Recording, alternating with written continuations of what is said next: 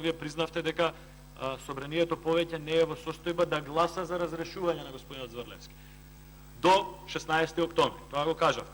Она што е спорно е дали собранието може да дебатира за разрешувањето на Зврлевски до 16 октомври. Но и дебатата за разрешување на Зврлевски е дел од постапка. А законот вели се ставаат во мирување постапките. Значи оваа постапка треба да заврши сега во овој момент, вие да прогласите почитување на законот изборен, кој што на самиот повикавте, и да закажете седница на 16 октомври. Не само гласањето, како што велите вие, треба да се случи на 16 октомври, туку и дебатата треба да продолжи на 16 октомври.